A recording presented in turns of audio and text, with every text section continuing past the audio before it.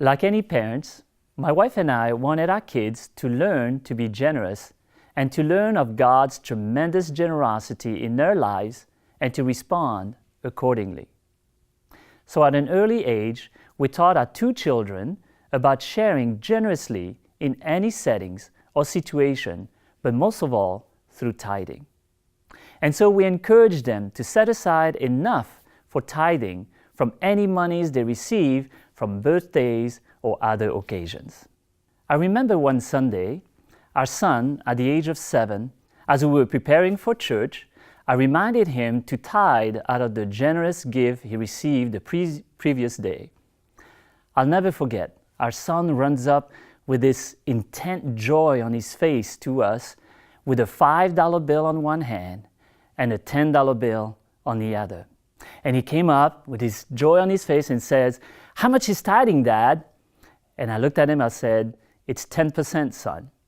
He looks at the 5, he looks at the 10, and he goes, $10 it is. He puts it in the envelope. He heard 10. Although that may have been very innocent, it also showed where his heart was. As a 7-year-old child, he understood the value of sharing from his heart where he felt God's presence and called for him.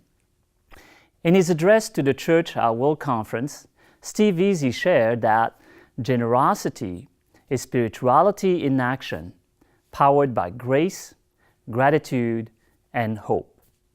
Generosity is living the life of Jesus. This is really an invitation for all of us to live the life of Jesus. And generosity is the way to participate and be engaged in the greater vision that God has for us. Generosity is a place in our hearts that has no limitation, and God helps us unleash that capacity through grace, gratitude, and hope. With God on our side, we have the capacity to fulfill that ultimate vision. We are a community of Christ, and as a community, we are connected to God's divine purposes through generosity. We are a community of faithful disciples that when disaster occurs, I've seen people unleash the true capacity to respond and connect with our brothers and sisters and share generously to provide relief, whether it's in Houston, Nepal, wherever in the world, without hesitation. We come together as a community to respond and share generously in time of financial challenges, financial crisis, and I see many mission centers who responded to that call.